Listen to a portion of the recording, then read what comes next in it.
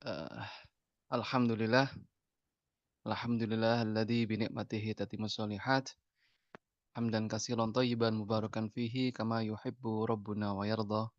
Asyhadu an la ilaha illallah wahdahu la syarikalah wa asyhadu anna Muhammadan abduhu wa rasuluh. Allahumma shalli wa sallim wa barik ala nabiyyina Muhammad wa ala alihi wa sahbihi wa man tabi'ahum bi ihsanin ila yaumiddin. Allahumma arinal haqqa haqqan warzuqna ittiba'a wa arinal batila batilan warzuqna ijtinabah. Allahumma atina nufusana taqwaha wa zakkiha anta khairu man zakkaha anta waliyuha wa maulaha. Amma ba'du. Baik, Bapak Ibu sekalian, muslimin muslimat, rekan sejawat rahimakumullah, teman-teman sejawat sekalian. Pertama-tama mari kita panjatkan ya puji syukur kehadirat Allah Subhanahu wa taala atas segala karunia rahmatnya, nikmatnya, taufiknya, hidayahnya, kita dipertemukan di majelis yang barokah ini, di pagi yang barokah ini, di waktu atau aktivitas yang berkah ini ya. Mudah-mudahan Allah senantiasa memberikan kita ilmunya ya, ilmu yang bermanfaat. Eee, Allah juga senantiasa memberikan pemahaman atas ilmu itu secara utuh, terutama ilmu agama gitu ya. Sebagaimana beberapa nasihat dari, eee,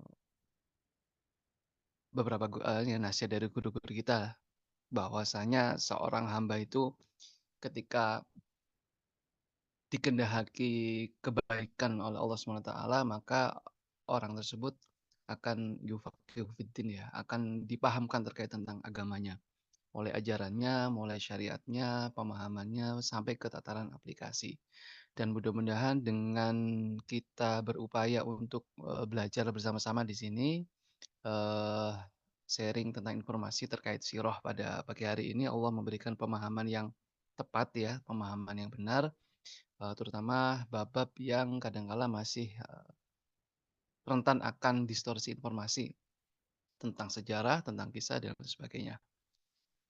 Baik, sholawat serta salam tentu saja kita berikan kepada junjungan utama kita, teladan utama kita, kekasih Allah, sekaligus kekasih kita, Nabi Muhammad SAW.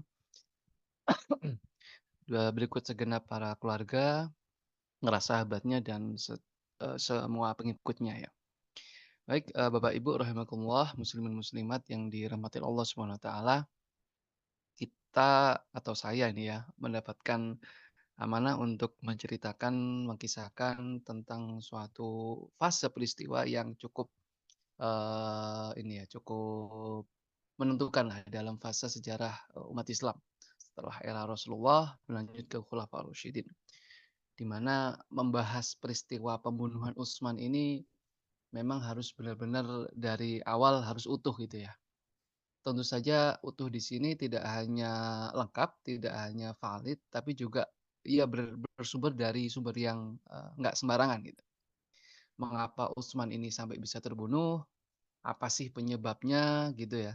Dan untuk menjawab pertanyaan itu, ya tentu saja kita ndak bisa mencuplik satu potret ketika hari pembunuhan itu saja, enggak. Kita harus menarik ke belakang. Kadang-kadang kita harus menarik ke belakang dan haruslah ya, harus menarik ke belakang untuk melihat latar permasalahan ini secara kronologis dan ininya ya, motif dan lain sebagainya. Dan salah satu upaya kelengkapan data tersebut ya kita harus membandingkan dengan periode sebelumnya yang paling sederhana, yaitu periode Umar bin Khattab. Apa yang terjadi dan bagaimana bisa terjadi penurunan dan sebagainya. Dan kemudian ada yang beranggapan ketika kita membuka bab ini ya, ada yang beranggapan, "Ya sudahlah, ini lembaran sejarah kelam Islam lah ya, yang harus ditutup." Ya sekilas bagus ya, sekilas bijak lah perkataan itu. Tapi ketika kita memilih atau sebagian besar umat Islam ini memilih untuk memutuskan ya, untuk tidak masuk ke bab-bab seperti ini ya, ke area seperti ini. Tapi ternyata di luaran sana musuh-musuh Islam masuk ke area ini gitu. Dan mereka dengan sengaja mengangkat hal-hal yang buruknya saja. Wah ini sejak dulu, sejak sejak dulu, era fitnah ini muncul sampai hari ini. Apalagi hari ini ya dengan, adanya sosial media gitu ya, itu semua orang bisa share, semua orang bisa cerita, semua orang bisa menyampaikan informasi dan sebagainya, dan kita dipaparkan data-data tentang keburukan itu. Dan masalahnya adalah kita nggak bisa menjawab, kita nggak bisa menanggapi. Orang awam itu taunya ya negatif semua, era fitnah itu gitu ya. Sampai jelek-jelek muncul semua gitu. Dan mudah mereka bilang gitu ya, "Wah, Muawiyah licik," gitu. "Utsman ini menyalahgunakan kekuasaan, nepotisme dan seterusnya." Abu Musa al-Asy'ari nanti ya ketika era perang Siffin, bodoh dan sebagainya, itu sahabat semua itu, dicaci semua. Dan ada yang bilang juga sahabat itu ketika di Madinah, mendukung atau terlibat dalam kasus pembunuhan Utsman. Banyak sahabat membiarkan Utsman terbunuh. Ini padahal bobotnya berat kalau di tataran syariat ya. Ini sudah masuk bab akidah ini. Sudah masuk bab tentang akidah. Ketika kita mempermasalahkan itu dan mempercayai itu lah berarti ada risiko akidah kita bermasalah dan ini nggak sederhana masalahnya nanti. Sehingga di sini ya mau nggak mau kita harus masuk. Masuk dan memahaminya secara komprehensif lah, secara utuh. Meskipun tidak sampai ke dalam akar masalah yang itu berkaitan tentang riwayat, tetapi setidaknya kita tahu bagaimana sih duduk perkara masalahnya itu. Dan kita awali dari sebuah poin di sini ya, kunci yang itu disampaikan oleh Rasulullah SAW. Ini sudah saya sampaikan, hadis yang sangat-sangat familiar ini ya di pertemuan sebelumnya, eee, "Fa innahu may ya'ish minkum fasayara ikhtilafan katsira." Bahwasanya setelah kepergian Rasulullah SAW itu akan menyaksikan fa inna may ya'ish minkum. Kum di sini Rasulullah berbicara kepada para sahabat. Kalau sahabat itu ditakdirkan hidup panjang setelah Rasulullah wafat, maka sahabat-sahabat akan menyaksikan banyak sekali perselisihan, banyak ya, ikhtilafan katsiran, banyak. Dan ini sudah menjadi, takdir, artinya ya bersifat qadari ya. Bahwa fitnah fitnah itu akan terjadi di masa akhir Khulafaur Rasyidin. Di akhir periode Utsman hingga berlanjut nanti di Ali, periode Ali radhiyallahu anhu. Itu sudah disampaikan oleh Rasulullah selama hidupnya. Sudah disampaikan secara clear gitu ya, nanti kalian akan mendapatkan menjumpai permasalahan yang sangat banyak. Bahwa fitnah itu pasti akan terjadi, ini qadari, sifat. Berarti nggak bisa dihindari. Bahwa Utsman nanti akan terbunuh, itu eksplisit Rasul sampaikan nanti ada beberapa. Ya, riwayat sahih. Iya sahih, hadisnya sahih. Sehingga ada pemahaman yang lebih mendasar di sini yang kita harus miliki bahwa oke, Utsman itu nanti akhir hayatnya, periode pemerintahannya akan mendapatkan situasi yang nggak ideal, akan mendapatkan permasalahan yang pelik, konflik dan sebagainya atau buruklah yang ditimpa Utsman. Nah, jika tidak kita punya pemahaman yang tepat, muncul akhirnya kesimpulan akhir bahwa kekacauan ini ya, biang keroknya, biang masalahnya ya Utsman. Wah, kacau ya kayak gini. Kesimpulannya sangat sederhana sekali. Karena keburukan Utsman, karena Utsman gini gini gini, tuduhannya bermacam-macam gitu ya. Makanya Utsman pantas dibunuh dan seterusnya. Nah, muncul kesimpulan itu. Padahal Utsman itu radhiyallahu anhu. Yang ini ada di dalam Al-Qur'an ya. Radhiyallahu anhu jelas asabiqun awalun kalau nggak salah di surat Al-Baqarah ayat Al-Taubah ya ayat 100 bahwa para asabiqun awalun itu Allah ridhoi dan mereka pun ridho kepada Allah dan mereka mendapatkan surga. Bagaimana bisa ya, Allah yang menyatakan ridhonya itu kepada sahabat Ashabunal Awalun dan sepakat ulama itu semuanya lah, semuanya ijma bahwa Utsman itu masuk Ashabunal Awalun, tidak hanya sahabat saja, tapi Ashabunal Awalun. Bagaimana Allah itu ridho pada Utsman, ya, tapi kita nggak ridho. Dan keridhoan kita itu menjustifikasi Utsman itu nggak layak masuk surga. Itu kan nggak masuk. Di akal sederhana kita nggak masuk. Ada teks yang jelas, Quran bahkan yang menyatakan bahwa Allah ridho kepada Ashabul Awalun, Allah ridho kepada Utsman dan sahabat-sahabat yang lain jelas, tetapi kita nggak ridho. Itu nggak masuk akal. Nah, dari statement ini, eee, jika nanti muncul fitnah ya, muncul fitnah, kekacauan, perselisihan di antara sahabat. Sebenarnya di potongan, hadis ini Rasulullah juga sudah menyampaikan solusinya sebenarnya, dan itu dijadikan pegangan. Kalian pasti akan mendapatkan perselisihan, menjumpai perselisihan, tapi nggak usah khawatir. Ada 2 tips di sini yang disampaikan oleh Rasulullah SAW. Yang pertama apa? "Fa'alaikum bisunnati."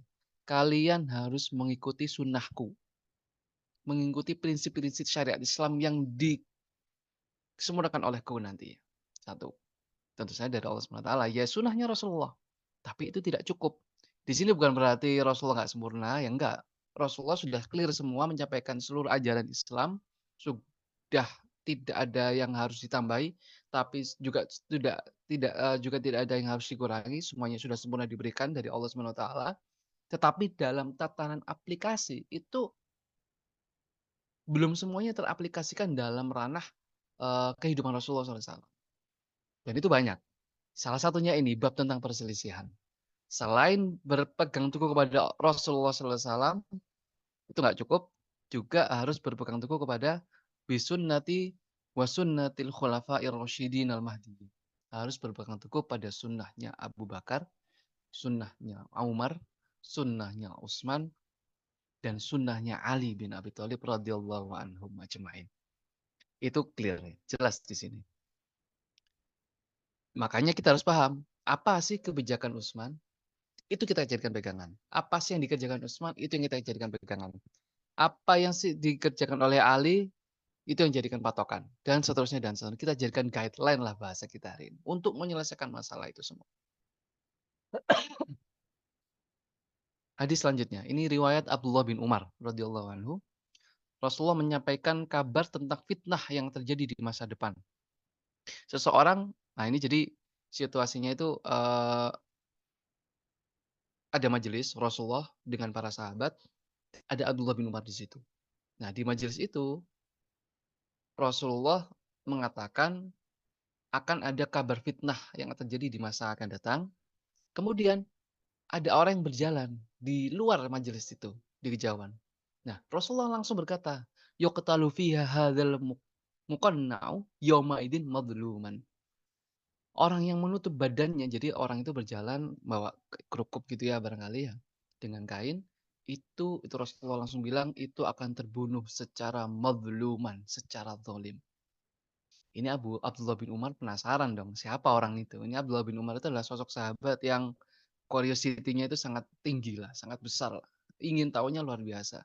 Kalau di Sahabiyah itu ada Bunda Aisyah ya. Nah, di Abdullah bin Umar ini. Di kalangan sahabat Abdullah bin Umar. Diceklah langsung sama Abdullah bin Umar. Ternyata orang tersebut adalah Utsman. Utsman bin Affan. Jadi ini situasi yang jelas tidak ideal. Di masa akhir Utsman akan terbunuh secara terzolimi gitu ya. Artinya mazluman itu terzolimi, bukan yang menzolimi gitu. Dan ini di samping sudah takdir, oh ya, meskipun ini takdir ya, sudah takdir, tetapi ada unsur manusiawinya juga. Ada yang melatar belakangi dan berkontribusi munculnya permasalahan ini. Dan itu sekali lagi kesimpulan kita harus benar. Siapakah sebenarnya gitu? Apa duduk perkaranya? Apakah sahabat yang bermasalah? Apakah Utsman yang bermasalah? Ataukah yang lain? Nah, itu mudah-mudahan beberapa waktu ke depan bisa kita selesaikan ya. Oke, kita lanjut. Sebelum masuk ke eh, modus akar masalahnya, kita harus memahami tentang urgensi kajian fitnah ini. Mengapa sih kita bukan mengapa ya, maksudnya eh, kenapa kita harus tahu duduk perkara permasalahan ini? Bahwa fitnah pembunuhan Utsman itu merupakan salah satu isu yang paling krusial dalam perjalanan sejarah umat Islam dan menentukan perkembangan banyak isu besar ya dari masa ke masa. Jadi nanti apa yang akan terjadi, fitnah-fitnah yang terjadi setelah ini, itu ternyata kalau mau dianalisis secara sejarah komprehensif ya, akar peristiwa permasalahannya itu kasus pembunuhan Utsman. Nanti kita akan menemukan perselisihan antara beberapa sahabat sampai ke jatuh peperangan seperti perang Jamal antara Bunda Aisyah dengan Ali. Ada perang Siffin antara Muawiyah dengan Ali, ada munculnya Khawarij, munculnya Syiah, dan sebagainya, bahkan munculnya Ahlussunnah wal Jamaah. Itu tidak bisa dipahami secara utuh, kecuali kita bisa mengkaitkan peristiwa-peristiwa atau munculnya itu dengan peristiwa pembunuhan Utsman. Jadi ini sangat penting, ini primernya di sini, primernya. Bahwa pembunuhan Utsman itu menjadi batu bata istilahnya ya, munculnya, fitnah-fitnah yang lain atau, kekacauan-kekacauan yang lain. Isu pembunuhan Utsman merupakan akar dari persoalan perpecahan umat yang diangkat oleh Rasulullah dalam banyak hadis. Sehingga banyak aliran dan kelompok dalam Islam yang menggunakan isu fitnah ini sebagai argumentasi untuk mendukung kelompoknya dan untuk menyerang kelompok lain.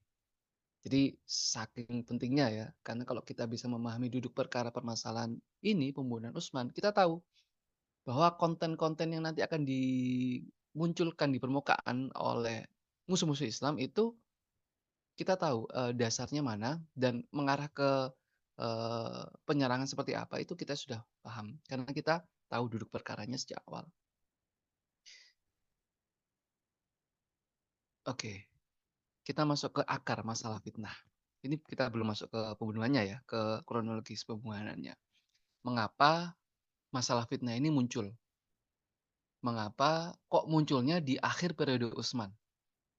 Ada beberapa analisis di sini ya, saya mendapatkan di dalam forum kajian SCI ya, bersama beberapa asatidz, salah satunya adalah Ustadz Asep Sobari LC di Sirah Community Indonesia. Beberapa analisis yang bisa diangkat di sini ya, yang pertama adalah ini terjadi salah satu akarnya adalah pembunuhan Umar bin Khattab.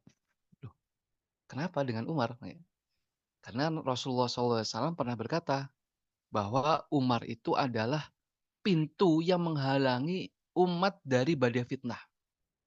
Begitu pintu itu rusak, jadi Umar itu ibaratnya pintu yang itu bisa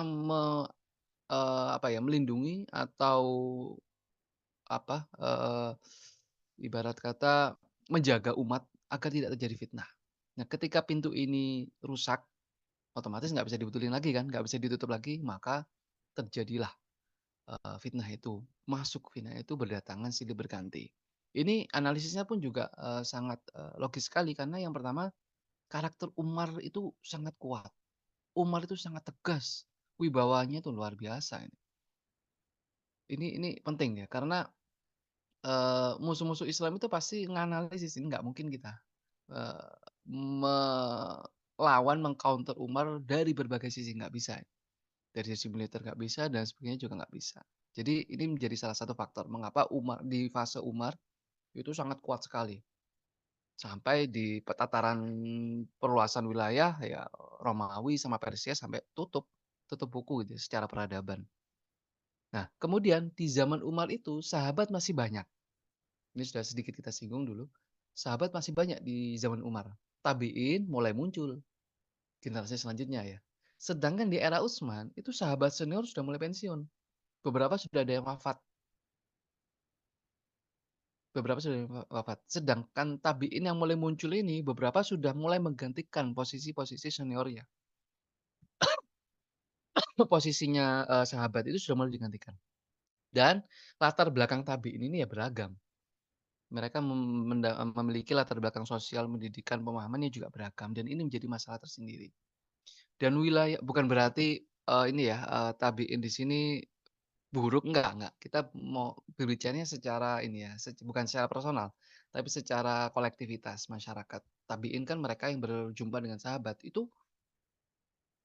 kualitasnya beragam, sangat kompleks. Karena wilayah-wilayah Islam juga nanti ada penjelasannya ya, oh heterogen sekali.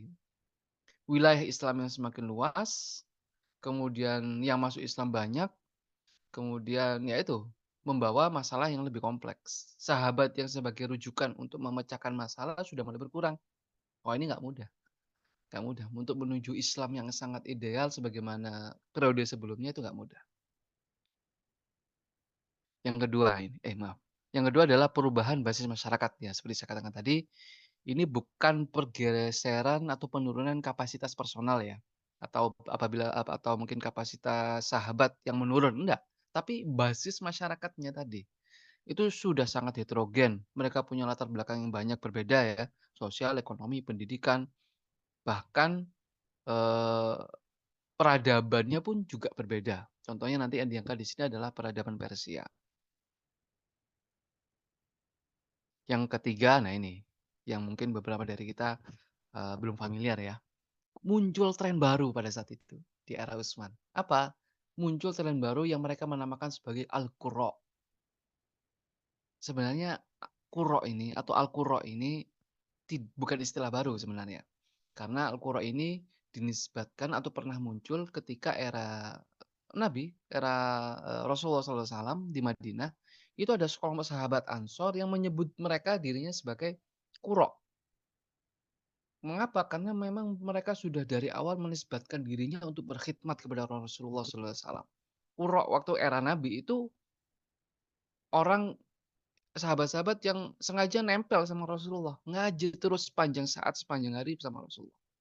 Nggak berhenti sampai di situ. Ketika majelis Rasulullah itu sudah selesai, para Al-Qurra ini pulang, tapi di rumahnya mereka berkumpul lagi untuk murojaah lagi ilmu-ilmu yang disampaikan oleh Rasulullah. Dibahas, dikaji, dan seterusnya. Kemudian mereka beristirahat, berqiyamul lail, paginya setelah sholat subuh mereka bekerja, mencari nafkah, cuma sebentar, kemudian sebagian hasilnya disedekahkan, terus nanti ngaji lagi sama Rasulullah. Jadi nempel dengan Rasulullah. Sehingga pemahaman ilmunya sangat tinggi sekali. Nah, terminologi ini digunakan di era Utsman. Ada sekelompok orang yang bersemangat masuk Islam, kan kadang-kadang mualaf-mualaf itu kan ada yang banyak semangat ya, sudah menemukan kajian yang cocok atau mungkin, ustadz yang bagus menurutnya ngajinya luar biasa. Nah, sehingga mereka menyebut dirinya Al-Qurra. Tapi masalahnya adalah mereka itu sangat berbeda sekali dengan terminologi dari Al-Qurra di era Rasulullah SAW. Dan ini dikritik oleh Hasan Al-Basri. Hasan Al-Basri pada saat itu ya ini beliau golongan tabi'in kan, realita tahu bagaimana aktivitas Al-Qurra itu. Apa kata Hasan Al-Basri? Ini dinamakan pseudo qurra ya. Jadi qurra abal-abal gitu ya, nggak sama dengan qurra yang sesungguhnya. Sesungguhnya Al-Qur'an ini telah dibaca oleh mereka yang tidak mengerti sedikit pun tentang penafsirannya. Mereka nggak ngerti tafsirannya secara keseluruhan. Bahkan di antara mereka ada yang ngaku, "Aku telah tamat membaca Al-Qur'an." Atau kalau pada saat zaman dulu itu baca Al-Quran itu artinya menghafal ya. Kan mushaf kan masih nggak banyak. Jika membaca Al-Quran ya mereka sudah menghafal Al-Quran. Mereka hafal Al-Quran, bacaannya bagus-bagus. Lantang kemudian ya performanya soleh sekali mereka. Tetapi apa yang mereka baca, satu huruf pun itu bukan hanya satu huruf ya. Bahkan demi Allah, seluruh Al-Quran itu mereka nggak paham. Ini kritikan pedas nih Hasan Al-Basri. Kamu tidak akan mendapatkan dampak Al-Quran itu pada akhlak mereka. Perbuatan mereka sungguh jauh dari Al-Quran. Padahal terlihat dari luar soleh. Bacaan Al-Qurannya luar biasa, hafid Quran. Bahkan ada yang mengatakan, Qurra itu ada yang mengatakan, aku sanggup membaca satu surat dengan satu tarikan nafas. Demi Allah, mereka itu bukan Qurra sejati. Sejak kapan Qurra mengklaim seperti itu? Semoga Allah tidak memperbanyak orang-orang seperti mereka.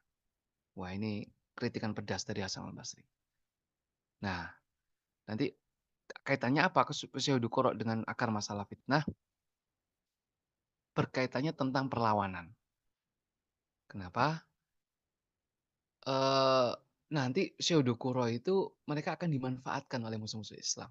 Yang semula itu perlawanannya itu dari segi militer, terutama di area Persia ya, Irak, Iran hari ini, ya kan Persia sudah kalah.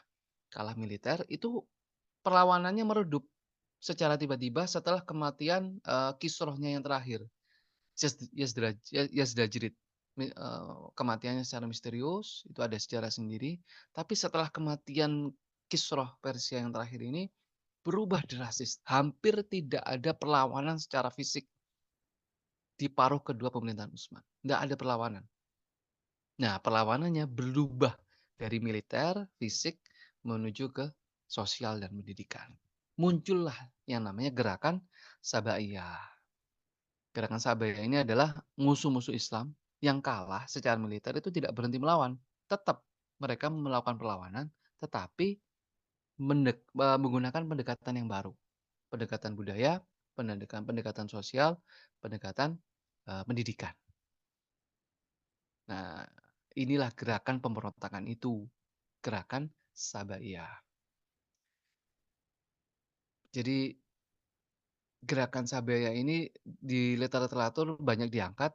Kenapa namanya Sabaiyah? Karena dinisbatkan kepada salah satu tokoh yang sangat menonjol pada saat itu, yaitu dia yang bernama Abdullah bin Saba. Dan orang-orang yang mengikuti, ini ya, gerakan ini disebut dengan As-Sabaiyun. Nah, karena ini berupa gerakan, ternyata Abdullah bin Saba di sini nggak sendiri. Ada tim, ada grup yang itu menskenariokan, yang mendalangi semua permasalahan-permasalahan yang ada yang muncul tadi itu. Dan di lapangan mereka memanfaatkan salah satunya ke pseudokuro itu tadi, yang baru masuk Islam, semangat Islamnya, mereka menghasut mereka untuk mereka ya gerakan Sabaya ini menghasut, kuro-kuro tadi untuk melakukan perlawanan. Dan juga mereka menghasut, tokoh-tokoh jahiliyah yang itu dulu mempunyai posisi, jabatan ketika belum masuk Islam. Nah, ketika Islam sudah menaklukkan wilayah tersebut, mereka tersingkir. Nah, itu ada fase atau mungkin, apa ya, ada kejahilian di situ, tokoh-tokoh yang masih ada bibit-bibit jahiliyah, dihembuskan kepada mereka semua. Nah, tokoh-tokoh yang berhasil dimanfaatkan itu terutama berada di 3 wilayah ternyata, di Kufah, Basrah, dan Mesir. Kita masuk ke modus gerakannya ya, apa yang dilakukan oleh Sabaiyah ini. Di Kufah, Basrah, itu wilayah Irak, dan Mesir. Mereka membuat kegaduhan dengan menunjukkan sikap membangkang kepada gubernur di daerah masing-masing. Jadi gerakan Sabah ini menghembuskan isu-isu yang itu membuat para Syedekuro, para pemimpin-pemimpin daerah yang masih jahiliyah itu untuk melawan gubernurnya atau pemimpin wilayah Islam di situ. Nah, mulai mereka membuat intrik-intrik secara wilayah, secara kedaerahan. Fitnah itu nggak hanya ketiga wilayah ini sebenarnya. Mereka juga mengadakan gerakan memunculkan di wilayah yang lain, disebarkan seluruh wilayah Islam. Namun ternyata nggak efektif. Yang kena cuma 3 wilayah ini, Kufah, Basrah, dan Mesir. Alasannya banyak, tapi rata-rata karena di wilayah yang tidak terpengaruh itu, biasanya wilayahnya lebih stabil, gubernurnya lebih karismatik, dan apa ya, ulama-ulama di sana, sahabat dan tabi'in, lebih ini ya, lebih lebih istiqomah dan seterusnya. Contohnya di Syam, itu gubernurnya sudah Muawiyah ya, Muawiyah radhiyallahu anhu. Itu nggak terpengaruh gerakan ini di Syam. Nah, selanjutnya mereka mengangkat. Jadi mereka itu tidak puas terhadap penyelesaian permasalahan di masing-masing wilayah itu. Dan ini yang dijadikan alasan untuk mereka semua para perusuh dan calon pemberontak itu membawa isu daerahnya masing-masing itu naik banding lah istilahnya gitu ya. Naik banding ke Madinah sebagai pusat pemerintahan. Nah, ini nih gerakan mereka seperti itu. Di 3 daerah ini mereka membangun opini negatif dan menyebarkan isu-isu miring seputar pemerintahan Utsman. Jadi ya ya ini kelakuan buzzer ya lagi-lagi. Sudah sejak dulu buzzer itu ada. Mereka mengembuskan, berita-berita, informasi ya bisa dibilang hoaks gitu ya, atau mungkin dipelintir-pelintir gitu ya. Dan mereka terpengaruh akan opini-opini negatif itu bahwa permasalahan daerah ini nggak selesai, masalahnya banyak, itu ternyata akar masalahnya dari pusat. Contohnya kayak gitu. Salah satunya ini yang ada di Mesir, ini aneh ini permasalahannya. Gerakan Sabaya itu menyebarkan surat-surat atas nama para sahabat yang ada di Madinah, terutama di sini adalah Ummahatul Mukminin, yang tercatat adalah Bunda Aisyah langsung yang menulis. Mereka ngakunya ini surat dari Bunda Aisyah. Itu isinya tentang kezaliman Utsman. Dan ini menyebar ke daerah-daerah, disebar, sengaja disebar. Bahwa di Madinah itu juga sudah ada masalah, tuh buktinya. Bunda Aisyah mengeluhkan permasalahan dengan Utsman. Ini ya agak nggak masuk akal ya. Bunda Aisyah kan di Madinah, rumahnya di Madinah. Utsman pun juga di Madinah. Rumahnya deketan gitu ya. Komplek Masjid Nabawi juga. Kenapa harus Bunda Aisyah tuh nulis surat terus disebarin ke daerah-daerah ke Mesir ini yang paling menonjol. ngomong aja ke depan gitu ke rumah depannya kan rumahnya Utsman. Kalau ada masalah bisa diselesaikan. Tapi ternyata enggak, mereka menggunakan buzzer mereka ya untuk menghasut, menyebarkan opini negatif. Salah satu gerakannya kayak gitu. Nah, nanti dikonfrontasi, ketika Utsman wafat, itu kan mereka datang ke Bunda Aisyah. Utsman nanti sudah terbunuh ya, ini saya lompat dikit. Mereka kan datang ke Bunda Aisyah dan mereka memberikan kabar gembira ke Bunda Aisyah. "Wahai Bunda, kami telah membunuh," waduh luar biasa. "Kami sudah mengeksekusi Utsman. Sebagaimana engkau telah, apa ya, mengadukan banyak permasalahan terkait Utsman." Itu kaget Bunda Aisyah. Aku nggak nulis apa-apa, sungguh kalian itu orang Bunda Aisyah kaget dan terbuka di situ, ternyata ini bukan permasalahan yang sangat sederhana. Oke, setelah menghasut itu, mereka memobilisasi para perusuh ini ya, dari Kufah, Bashrah, dan Mesir. Mereka menggunakan syiar takbir, amar ma'ruf nahi mungkar. Nah, karena casing-nya ini casing kesolehan, yang bergerak adalah syahdu qura tadi, jadi kelihatan ini orang-orang baik yang memberontak. Jadi banyak orang ya sedikit percaya, sedikit enggak gitu ya. Dan para perusuh ini datang membawa isu-isu khas daerah masing-masing. Isu bersama ini penting ini, isu bersama baru terbentuk ketika sudah berada di Madinah dan kondisi sudah semakin memburuk. Jadi gini, awal mereka datang ya dari Mesir, Kufah, Bashrah, itu, eee, datang dengan permasalahan wilayahnya masing-masing yang berbeda sebenarnya. Yang Mesir datang ke Madinah, pemberontak itu ya, dengan permasalahan yang ada di Mesir. Yang Kufah dan Bashrah pun sama, datang ke Madinah dengan permasalahan wilayahnya masing-masing itu. Nah, kemudian ketika mereka awalnya datangnya nggak bersamaan. Mesir datang kapan, kemudian dari Kufah datang kapan, Bashrah datang kapan. Jadi datangnya nggak bersamaan. Nah, sebenarnya ketika mereka sudah datang, itu sudah dihadapi oleh para sahabat, sudah dihadapi langsung oleh Utsman. Yang Ali pun juga, Utsman juga memerintahkan Ali menghadapi beberapa rombongan dari mereka. Dan disampaikan solusinya banyak, nanti ada beberapa poin-poin ya, ada beberapa contoh poin lah maksudnya. Itu mereka menerima solusi dan, masukan dari Utsman dan Ali gitu. Dan mereka balik ke wilayahnya masing-masing. Sampai di titik ini sebenarnya masalahnya sudah clear, selesai. Mereka pulang ke Mesir, jadi Mesir datang dengan permasalahan Mesir, ditanggapi oleh Utsman, mereka kembali dengan membawa solusi itu gitu ya. Sudah selesai. Yang Basra dan Kufah pun juga seperti itu, ditanggapi oleh Ali dan sudah selesai. Dan ini titik masalahnya. Bisa dibayangkan ya, aktor intelektualnya itu kan sudah nyusun desain secara sedemikian rupa. Dan ternyata, loh udah selesai gitu kan. Plan A gagal, akhirnya muncullah plan B. Mereka, para penuntut itu yang dari 3 daerah itu, belum nyampe ke daerahnya masing-masing, itu berhenti dan kembali lagi ke Madinah secara bersamaan. Nah, ini ditangkap ini sama beberapa sahabat, ini bukan masalah yang sederhana, ini sudah didesain, ada dalang intelektualnya ternyata. Oke, eee, mudah-mudahan sampai di sini, nggak ini ya, nggak salah pemahaman, tapi yang jelas itu beberapa poin-poin penting yang harus kita pahami bersama bahwa ada akar masalahnya apa, ada modus gerakannya dari siapa yang mengembuskan dan bagaimana pola pergerakannya dari mereka. Dan kita masuk ke, intinya ya, pembunuhan Utsman radhiyallahu anhu, tuduhan-tuduhan yang dimunculkan oleh para pemberontak itu, kita ngomong tuduhan pada saat itu ya, pada saat, apa namanya, yang menjadikan alasan mereka untuk menuntut Utsman. Bukan tuduhan yang muncul hari ini, enggak. Yang tuduhan yang muncul hari ini, wah sudah jadi film lah kalau sekarang gitu ya. Sudah jadi film, banyak banget tuduhannya, kreativitasan manusia itu sungguh sangat luar biasa, aneh-aneh juga tuduhannya. Tapi ini yang kita munculkan di sini adalah tuduhan atau alasan yang itu disematkan pada Utsman bahwa Utsman itu bermasalah. Sehingga mereka pemberontak layak untuk mengeksekusi Utsman. Kemudian kronologinya seperti apa dan sikap sahabat seperti apa. Oke, kita masuk ke ini dulu ya, pesan-pesan Rasulullah SAW. Ini diriwayatkan oleh Al-Bukhari, di Sahih Al-Bukhari. Jadi ini sahih ya, eee, beliau mengatakan Ini ceritanya di sebuah kebun gitu ya. Sebuah kebun Rasulullah, dengan beberapa sahabat, itu kebun itu ceritanya ada pintunya, ada pagarnya untuk masuk ke kebun itu. Kalau nggak salah Abu Musa al-Asy'ari yang jaga. Nah, beberapa saat kemudian Abu Bakar datang ke kebun itu, izin masuk, mengetuk pagar itu, diizinkan masuk oleh Rasulullah, "Silakan masuk."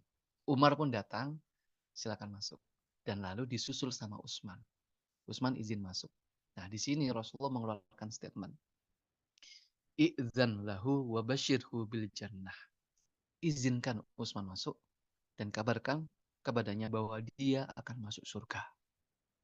Wa basyirhu bil jannah. Tapi belum selesai. Ala balwan tusibuh. Dengan mengalami ujian yang sangat berat.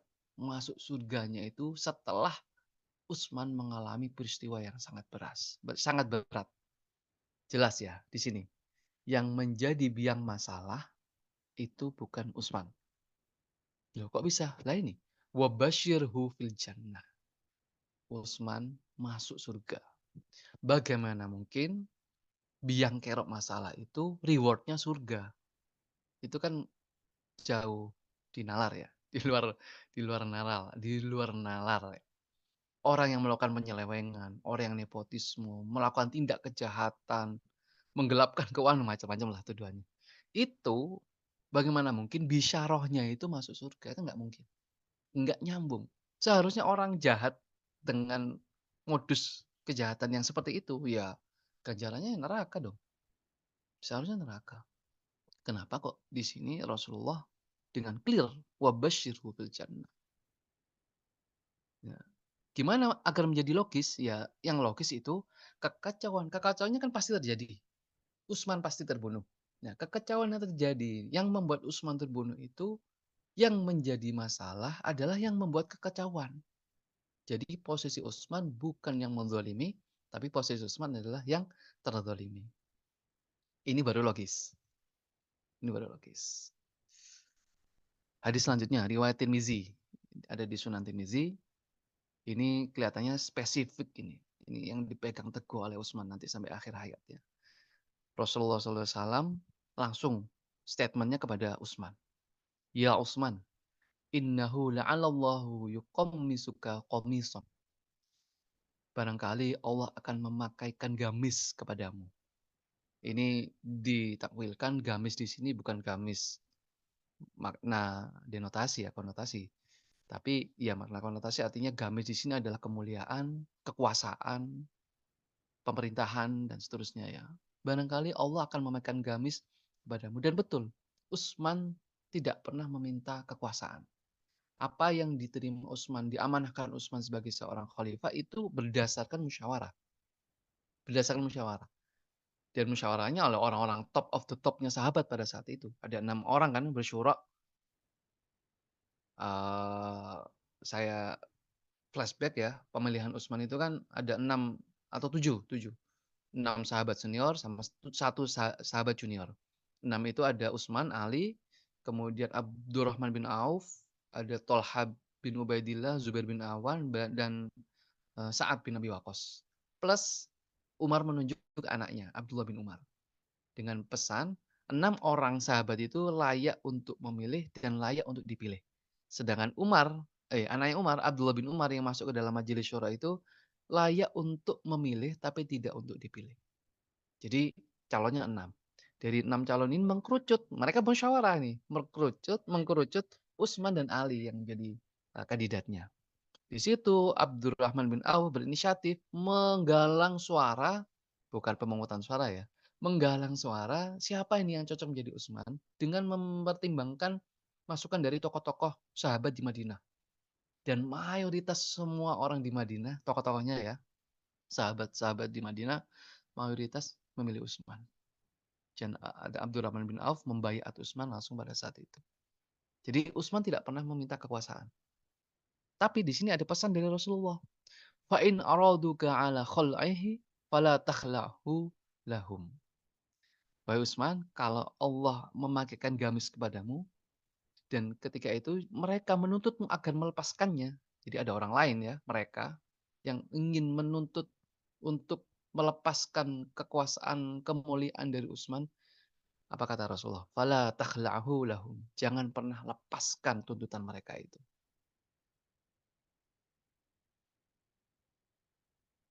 Ya di akhir nanti di kronologi pembunuhannya ya memang jelas, para perusuh itu kan akan menuntut Utsman turun dari jabatan, turun dari kekuasaan kan menurut Utsman tetap teguh, "Enggak, kita selesaikan secara dialog dan seterusnya."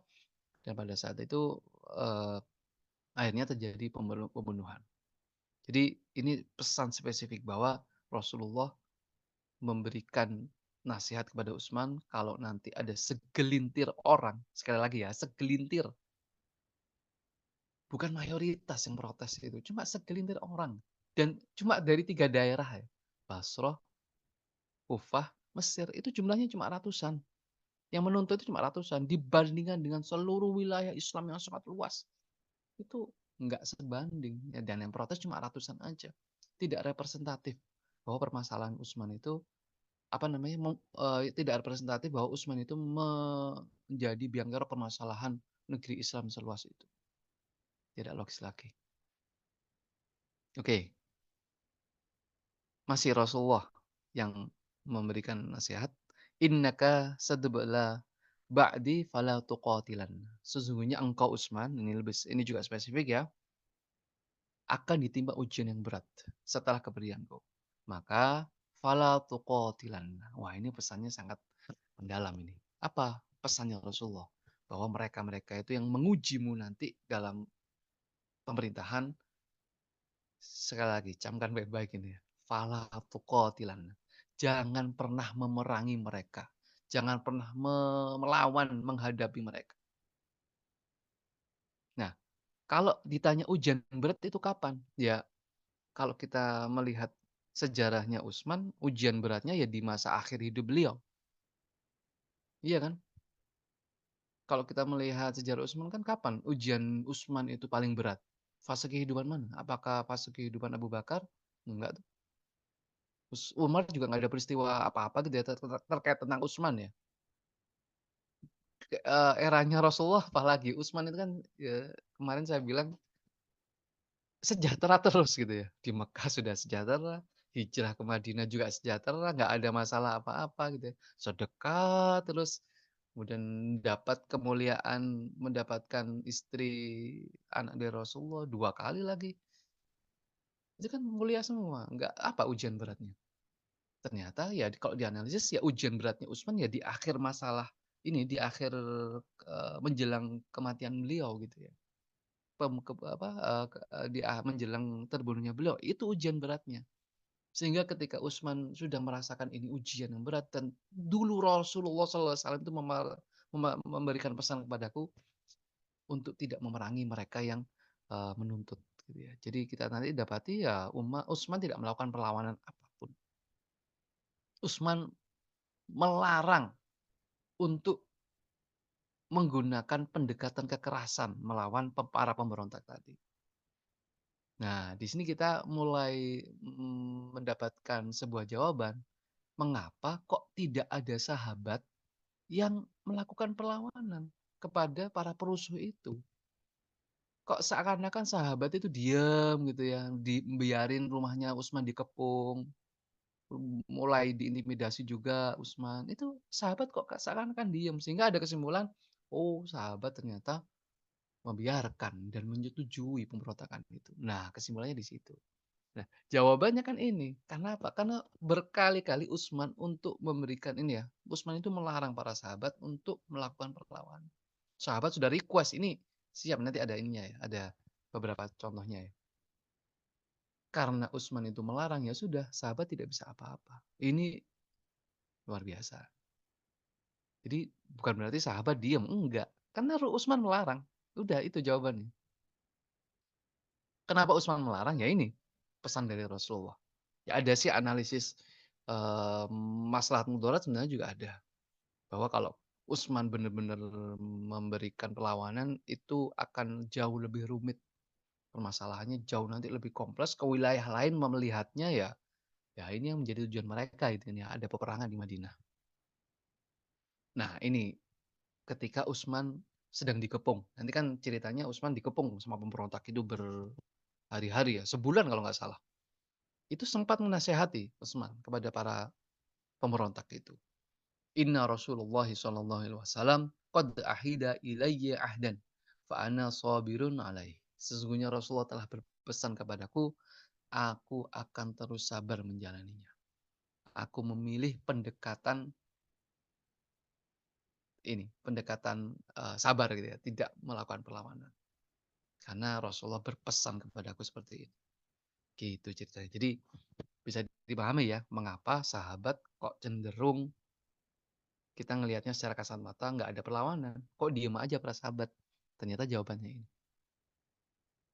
Oke, kita masuk ke tuduhan. Tuduhan terhadap Utsman bin Affan. Tuduhan ini harus muncul ya. Ya iyalah, karena ini menjadi alasan mereka datang jauh-jauh dari wilayah masing-masing untuk memprotes Utsman, untuk mengeksekusi Utsman. Harus ada alasan. Masa nggak ada, kan aneh. Makanya tuduhan ini dimunculkan.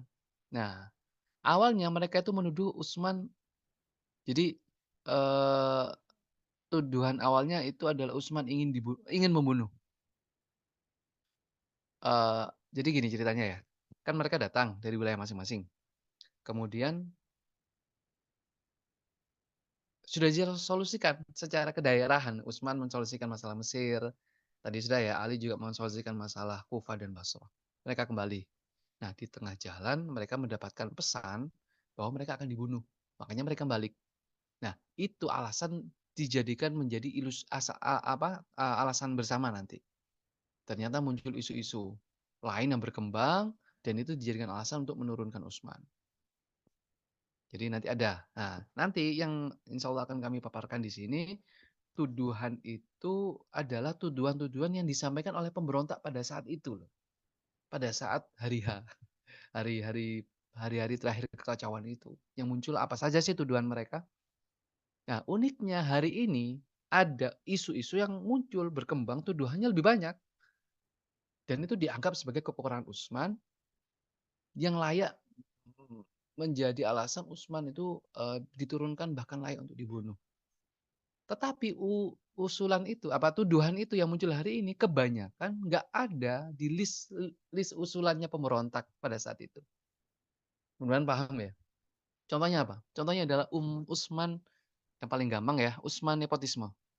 Itu nggak ada. Dulu itu mereka nggak ada tuduhan, "Oh, Utsman ini menyalahgunakan kekuasaan, mengangkat banyak sahabat-sahabat saudaranya ya, dari keluarganya menjadi pemerintah." Enggak, itu nggak dijadikan alasan pemberontak pada saat itu, enggak. Itu alasan kita hari ini aja. Ya akhirnya berkembang, alasannya cari, ya gampang lah nyari keburuan itu kan gampang, nyari kelemahan kan gampang. Kemudian dikait-kaitkan dan seterusnya. Nah, di sini tuduhan-tuduhan dialamatkan kepada Utsman berkembang dari masa ke masa. Nggak semuanya valid. Berarti di sini bisa disimpulkan bahwa fitnah pembunuhan Utsman yang ingin menempatkan bahwa Utsman itu adalah biang kerok, itu sengaja dirawat dari tahun ke tahun, sengaja dikembangkan. Nah, di pemaparan hari ini, tuduhannya dibagi menjadi 3. Ini sekali lagi ya, tuduhan para pemberontak pada saat itu. Mereka menyampaikan tuduhan. Nah, tuduhannya ada 3 yang itu terangkat dalam riwayat. Yang pertama adalah tuduhan yang ada riwayatnya sahih. Jadi benar ini dituduhkan oleh mereka dan riwayatnya sahih, tapi bisa dibantah. Bisa dibantah. Nanti ada bantahannya. Yang kedua adalah tuduhan riwayatnya nggak sahih. Jadi nggak jelas ini mereka nuduhin apa enggak sih gitu ya. Jadi masih 50-50 karena riwayatnya dhaif. Dan yang ketiga, ada riwayatnya, mohon maaf, muncul tuduhannya, tetapi ketika dicek dari segi periwayatan, validitasnya itu tanpa sanad. Tidak ada sanad yang clear, sahih, yang itu, memberikan kesimpulan bahwa ini adalah tuduhan dari mereka.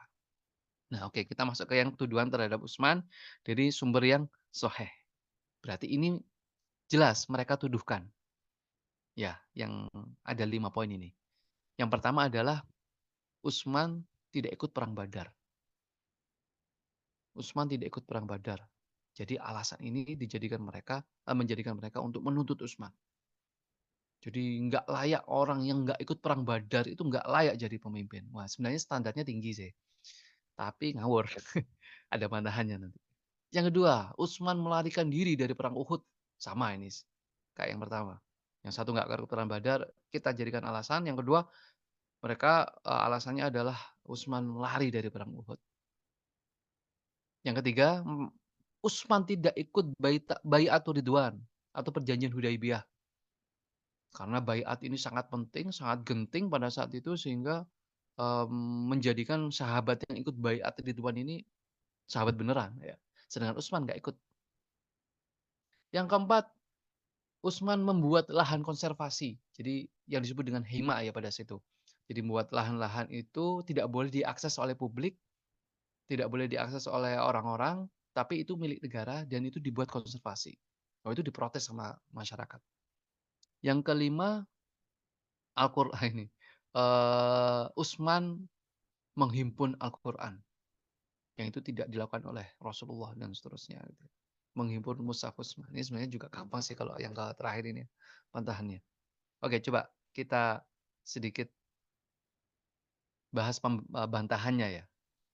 Utsman tidak ikut perang Badar. Benar, Utsman nggak ikut perang Badar. Sudah kita bahas kan ya di pertemuan sebelumnya. Utsman nggak ikut perang Badar, alasannya itu kuat. Itu sebenarnya Utsman itu sudah siap-siap mau berangkat. Tapi Rasulullah SAW memintanya, "Enggak, Utsman enggak usah berangkat, tinggal di Madinah karena putriku Ruqayyah yang itu adalah istri dari Utsman sedang sakit keras." Maka Utsman diperintahkan oleh Rasulullah. Jadi Rasulullah SAW sendiri yang memerintahkan Utsman tidak ikut perang Badar karena harus merawat istrinya. Padahal Utsman sudah siap-siap gitu. Dan perlu diketahui, Badar ini sifatnya nggak wajib. Jadi yang ikut sukarela, siapa yang mau ikut, jadi Rasul menawarkan, yang siap berangkat, yang nggak siap nggak apa-apa, gitu loh. Jadi yang ikut kan cuma sedikit kan akhirnya, cuma 300 sekian belas saja.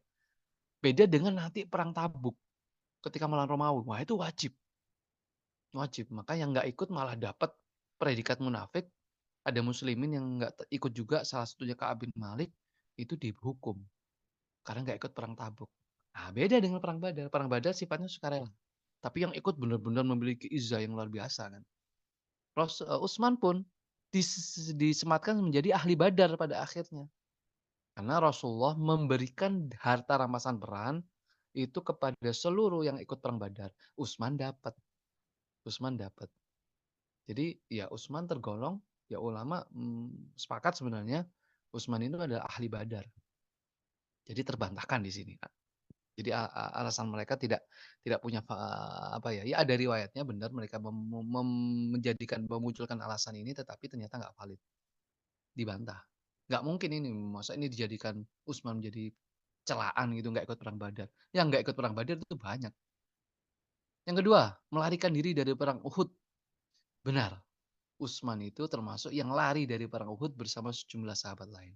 Sekali lagi, Utsman nggak sendirian. Jadi kita kalau membahas perang Uhud ya harus bahas peristiwanya lagi ya. Kita buka lagi apa yang terjadi di perang Uhud itu kan Rasulullah terpojok kan. Nah itu beberapa sahabat lari karena menyelamatkan diri di situasi perang itu. Salah satunya Utsman. Dan di sini Allah langsung ternyata setelah peristiwa itu, waduh banyak yang lari gitu ya. Tapi ternyata ada klarifikasi langsung dari Allah. Di surat Ali Imran bahwa yang lari dari perang Uhud ketika berkecamuk Rasulullah dan para sahabat itu kena counter attack ya, itu semuanya diampuni oleh Allah Subhanahu wa taala. Di surat Ali Imran ayat 155, monggo bisa dibuka. Bahwa mereka yang lari dari peperangan, yang digelincirkan ya, bahasa yang Allah yang digelincirkan oleh setan, sebab kesalahan dari mereka, itu Allah telah memaafkan mereka. Selesai masalah. Berarti nggak salah di sini Utsman. Allah telah memaafkan. Kalau ini dijadikan alasan untuk mencela Utsman ya sudah nggak valid lagi karena Allah sudah memaafkan. Clear. Selanjutnya, Utsman tidak ikut Baiatur Ridwan. Itu perjanjian Hudaibiyah. Benar, Utsman nggak ikut baiat di Hudaibiyah. Tapi justru munculnya perjanjian Hudaibiyah itu gara-gara Utsman. Munculnya Baiat Ridwan itu gara-gara Utsman. Kaum muslimin yang mau masuk ke Mekah, mau ibadah umroh, itu dihalangi kan? Nah, Utsman memberanikan diri diberitakan oleh Rasulullah untuk masuk ke dalam kota Makkah berunding. Utsman di situ nggak balik-balik. Tersiar kabar Utsman dibunuh. Makanya di situ langsung para sahabat Rasulullah membaiat Rasulullah di Baiatul Ridwan di bawah pohon untuk ya ini bersiap-siap ini membela mati-matian Rasulullah dan kalau terjadi apa-apa gitu ya. Nah, maka di sini terakhir Rasulullah pun mewakili Utsman untuk berbaiat dengan menggunakan tangannya sendiri. Jadi ya nggak logis juga ini jadikan alasan. Lah wong Utsman itu yang berani gitu ya masuk ke dalam Mekah melakukan perundingan dan Utsman disinyalir di situ dibunuh oleh para musyrikin Madinah, mohon maaf, musyrik Mekah, itu yang menjadi cikal bakal munculnya Baiatul Ridwan. Kok malah ada segelintir orang yang membahas Utsman nggak ikut Baiatul Ridwan karena kelalaiannya. Itu juga nggak make sense. Yang terakhir membuat lahan konservasi atau hima. Iya, Utsman membuat ini, betul. Tapi bukan untuk kepentingan pribadi, melainkan untuk ini, kepentingan negara, kepentingan maslahat umum gitu ya. Untuk menampung unta dan hewan zakat, sehingga bisa dikelola dengan baik secara profesional. Dan padahal ini juga sudah dilakukan oleh Umar. Jadi Umar itu sudah konservasi beberapa area-area yang itu potensial, subur, itu dikelola negara untuk ya bahasa kita kayak BUMN gitu kan ya. Emang ada yang salah dengan BUMN kalau pengelolaannya baik? Nggak ada kan ya. Kan untuk masyarakat sendiri. Jadi tidak berlandaskan. Bukan untuk ke ini ya, bukan untuk, keuntungan pribadi Utsman, pembuatan lahan itu.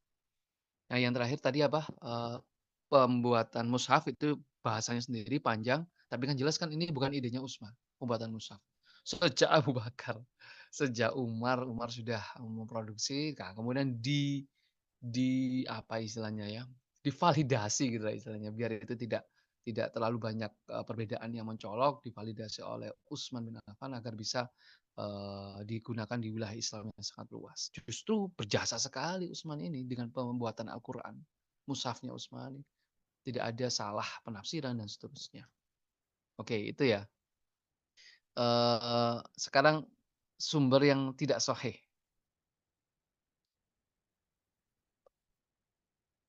Jadi sumber yang tidak sahih, sejumlah tuduhan dialamatkan kepada Utsman, tapi riwayatnya dhaif. Ada tuduhan ini, ada riwayatnya, muncul di beberapa kitab, tetapi, apa namanya, sifat atau mungkin kekuatan hadisnya lemah. Karena itu tidak bisa dipastikan bahwa para pemberontak menyampaikan tuduhan tersebut kepada Utsman. Jadi ya nggak jelas ini benar apa enggak tuduhan itu. Tapi tetap ada bantahannya. Contohnya di sini satu, tidak mengqashar sholat di Mina atau disebut itmam gitu ya. Jadi Utsman itu pada musim haji itu berbeda dengan praktek yang dilakukan oleh Rasulullah, Abu Bakar dan Umar. Bedanya apa? Tentang masalah qashar sholat. Gini aja dipermasalahin. Utsman itu beralasan bahwa Utsman itu kan rumahnya banyak. Di Madinah ada rumah, di mana ada rumah, di situ ada rumah, namanya orang kaya ya. Di Mekah juga ada rumah. Jadi ketika pulang atau pergi haji itu ya Utsman berijtihad ya, ini ada rumahku di sini. Jadi aku tidak perlu qashar. Kan nggak masalah kan seperti ini.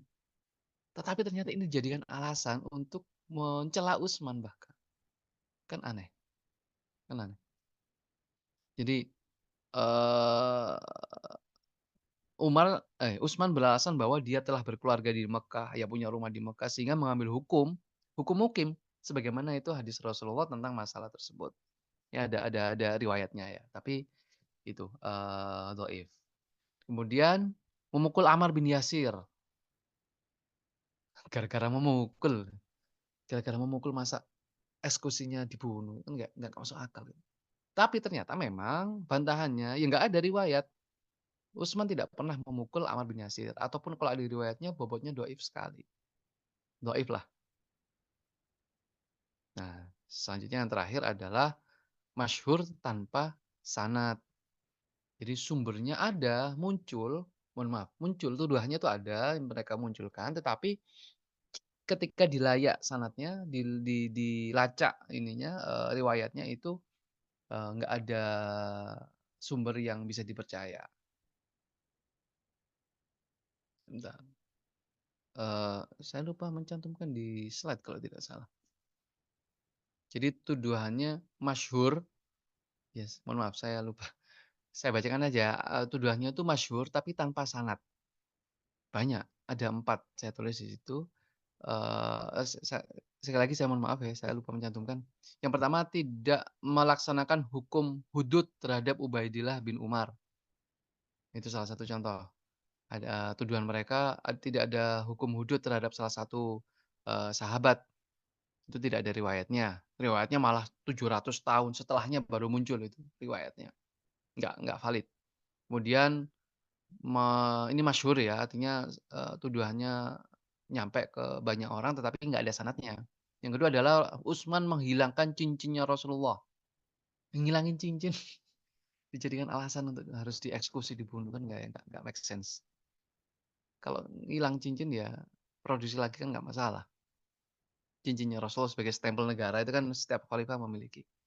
Kemudian memulangkan Al-Hakam dan putranya Marwan bin Hakam ke Madinah. Jadi, ceritanya itu Hakam dan putranya Marwan bin Hakam itu sempat katanya dulu ketika Rasulullah masih hidup diusir dari Madinah. Kemudian, Utsman di eranya jadi Marwan bin Hakam sama Hakam ini kan masih keluarganya Utsman, sisi-sisi nepotismenya ada dikit di sini. Nah, kemudian dikembalikan lagi ke Madinah. Loh, padahal ini kan dulu sudah diusir oleh Rasulullah, kenapa, Utsman mendatangkan kembali, 2 orang itu? Ini dijadikan masalah, sekali lagi ini tidak ada sanadnya. Bahkan bisa dibilang pada saat itu ketika ditelisik, Hakam itu nggak tinggal di Madinah malahan. Gimana cara ngusirnya? Tinggalnya malah di Mekah. Hakam bersama anak-anaknya itu tidak, kalau tidak salah sudah menetap di Mekah pada saat itu. Jadi nggak ada nggak ada peristiwa pengusiran. Oke, dan yang terakhir, masyhur juga yang tanpa sanad adalah mengasingkan Abu Dzar Al-Ghifari. Tahu ya, sahabat Abu Dzar Al-Ghifari itu diusir oleh Utsman ke Rabazah. Sehingga ini dijadikan alasan, wah Utsman ini semena-mena gitu pada sahabat. Ya kalau kita tahu siapa Abu Dzar itu kan, itu memang sempat ada beda pendapat Abu Dzar dengan Utsman. Abu Dzar juga bahkan pergi ke Syam. Ternyata Abu Dzar ke Syam itu bertemu dengan sahabat di sana bermasalah juga, bukan bermasalah ya, berselisih pendapat, kan wajar. Nah, untuk mendamaikan itu Utsman malah mengundang Abu Dzar ke Madinah, biar permasalahannya tidak, semakin meruncing gitu katakanlah, tetapi Abu Dzar menolak. Nah, ini malah justru malah dituduh Utsman yang mengusir. Padahal Utsman itu menyuruh Abu Dzar yang itu semula di Syam, itu kembali ke Madinah gitu. Tapi nggak mau, Abu Dzar malah ingin mengasingkan diri. Jadi kalau kita tahu Abu Dzar Al-Ghifari adalah sosok sahabat yang zuhudnya nggak ketulungan gitu ya, zuhud banget orang itu. Harta itu sudah nggak ada di dalam dirinya. Jadi benar-benar nggak masalah mengasingkan diri gitu, dan wafat di situ juga. Oke.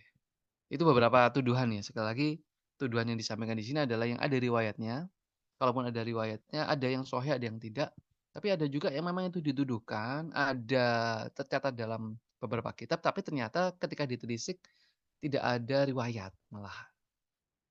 Jadi ketika kita mendengar alasan-alasan atau mungkin, tuduhan-tuduhan yang itu dilayakkan kepada Utsman, tidak termasuk di dalam sini ya, berarti itu fix buatan hari-hari ini aja. Sehingga jangan-jangan dulu ketika pemberontak itu datang ke Madinah tidak menuduhkan itu. Nah, oke, terakhir sekarang, kronologi pembunuhan. Waktunya tinggal 5 sampai 10 menit. Eh, ini cepat aja ya, peristiwa kronologi aja sebenarnya.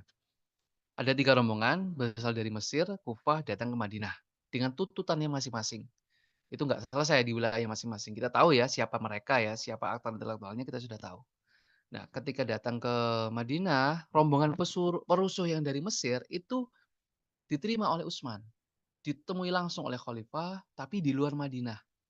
Nah, ini juga menjadi sebuah isyarat ternyata Utsman dan beberapa sahabat sudah mencium, ini ada nggak beres nih kalau kayak gini ceritanya, kalau mereka mengadu dan lain sebagainya gitu kan. Kan intel kan banyak pada saat itu.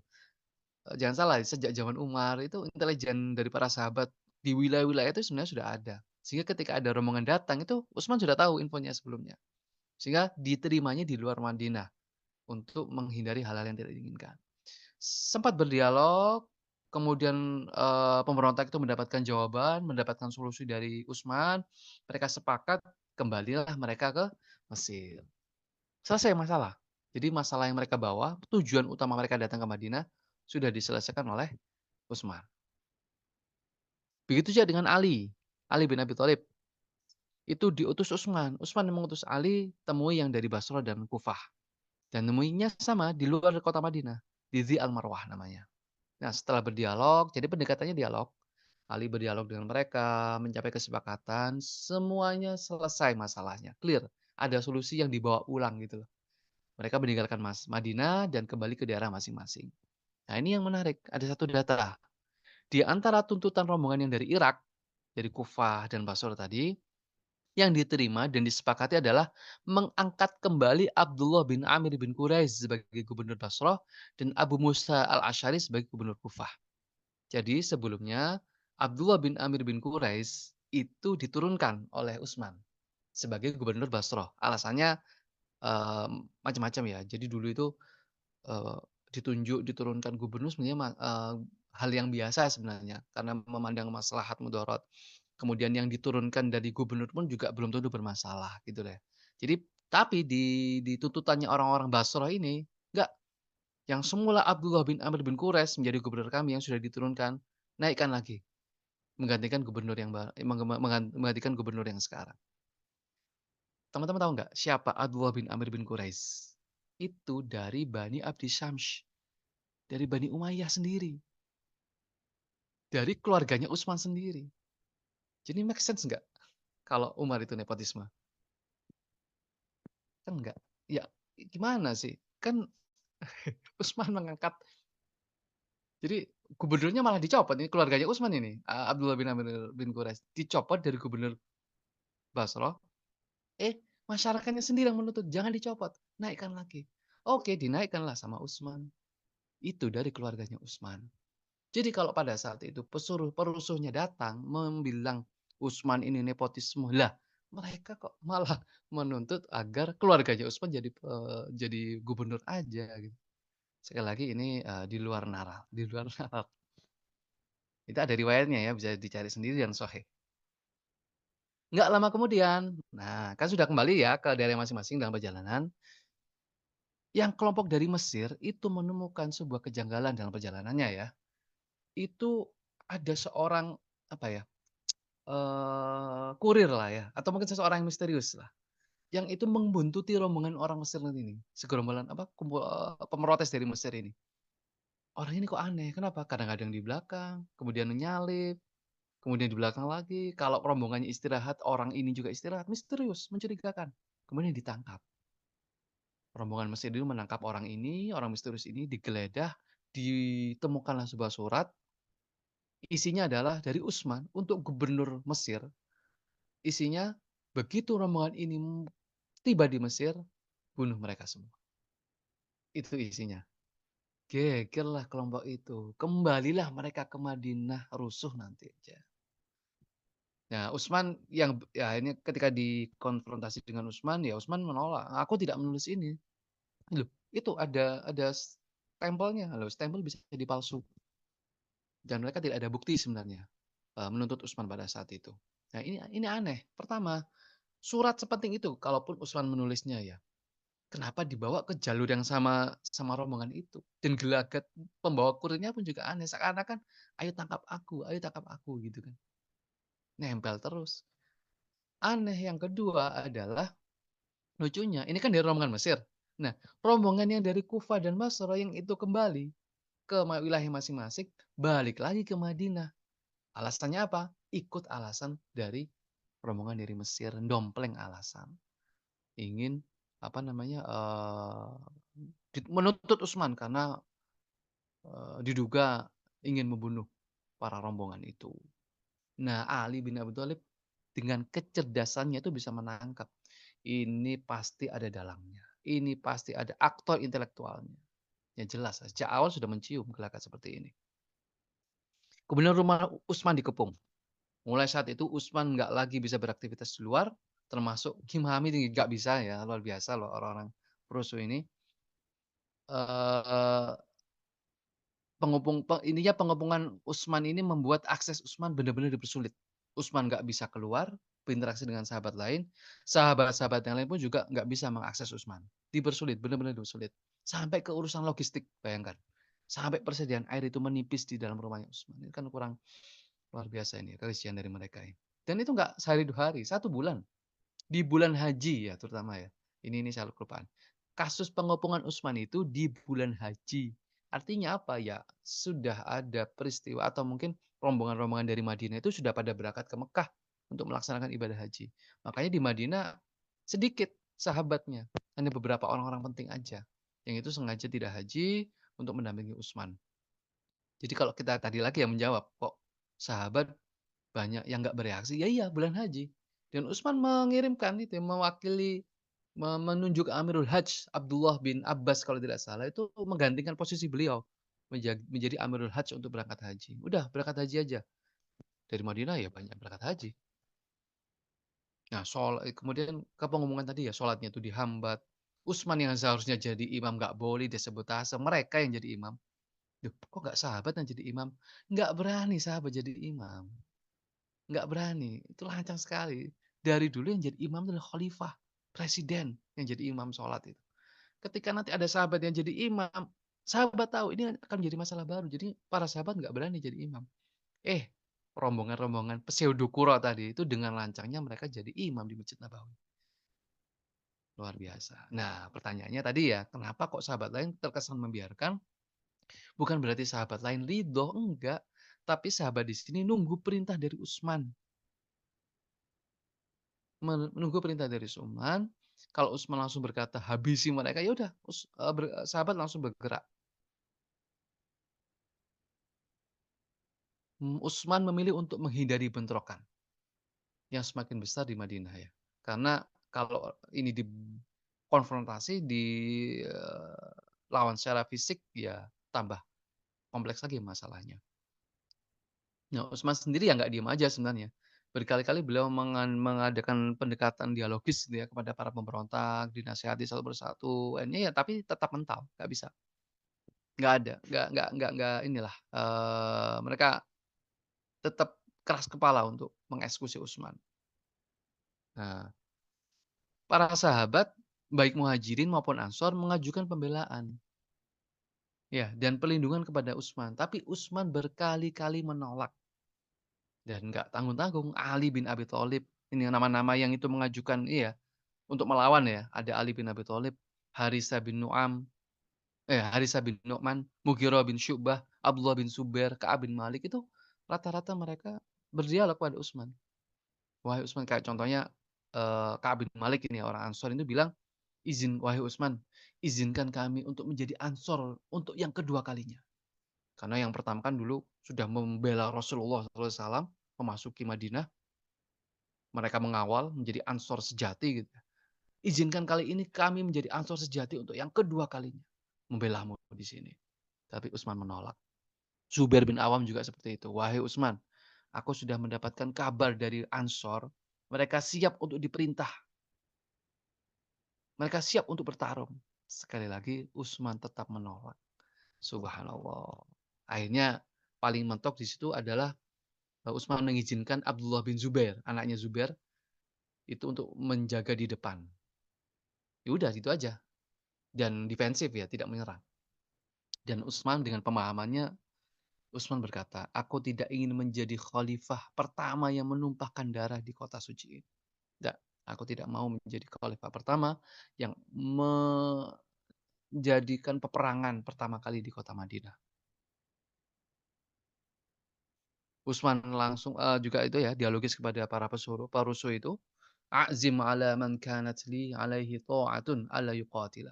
Aku tegaskan kepada kalian yang merasa, oh mohon maaf, ini ke para sahabat ya, mohon maaf. Ini statement Utsman kepada sahabat yang itu sudah nggak sabar mau melawan ya. Aku tegaskan kepada siapapun yang merasa di pundaknya masih berkewajiban taat kepadaku, agar tidak menyerang para pemberontak itu. Sekali lagi, Utsman yang memerintahkan sahabat untuk diam. Apa sih sebenarnya, Kak, Utsman juga pernah bilang, eee, apa sih resiko terbesar dari peristiwa ini? Paling mereka akan membunuhku kan, dan kalau harus aku yang menanggung, ya akan aku tanggung. Dan aku tidak akan menanggung ada darah lain yang tertumpah gara-gara aku. Masya Allah, ini pemimpin kesatria gitu ya, yang sangat perhatian pada rakyatnya, sangat disegani. Lihat, tidak ada sahabat yang, apa ya, yang melanggar perintah Utsman.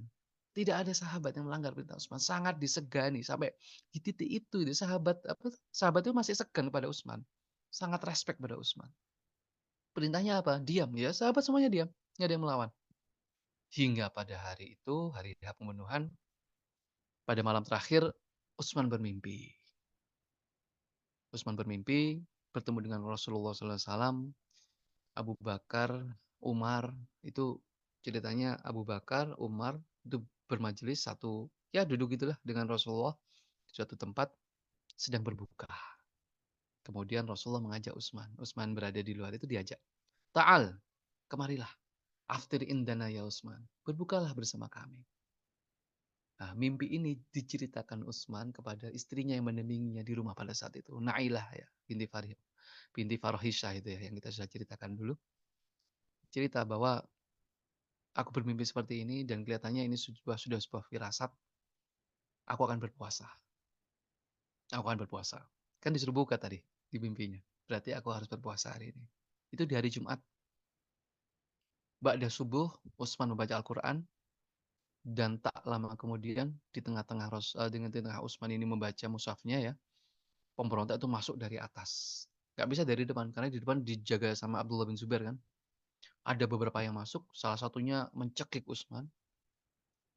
Sebelum kemudian mengayunkan pedang ke Utsman, Utsman menahan, tangannya putus. Kemudian Utsman sampai bilang gitu ya, lihat, kau tahu, tangan itulah adalah tangan yang mencatat pertama kali wahyu Quran yang disampaikan Allah kepada Rasulnya. Barangkali di sini mereka bisa sadar kan mereka ahli Quran katanya. Syedukuro. Tapi ternyata mereka tetap nggak sadar bahwa tangan yang barusan ditebas itu adalah tangan yang pertama kali menuliskan wahyu Al-Quran. Tapi mereka tetap keras kepala, akhirnya mereka mengeksekusi, membunuh Utsman. Mereka tetap membunuh Utsman. Khalifah Utsman dibunuh pada hari Jumat 12 Zulhijjah, ini masih hari tasyrik, luar biasa ya. Benar-benar di hari yang suci. Pada usia 82 tahun dalam keadaan berpuasa dan membaca Al-Quran.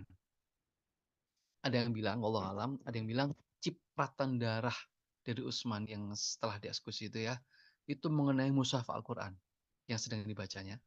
Dan tepat pada ayat yang berbunyi fasaya fika, suratnya saya lupa, Al-Baqarah 137 ya. Fasaya fikahumullah. Jadi cipratan darah Utsman itu mengenai ayat potongan ayat Al-Quran surat Al-Baqarah tadi. Fasaya fikahumullah. Biarkan Allah yang akan menyelesaikan urusan terhadap mereka.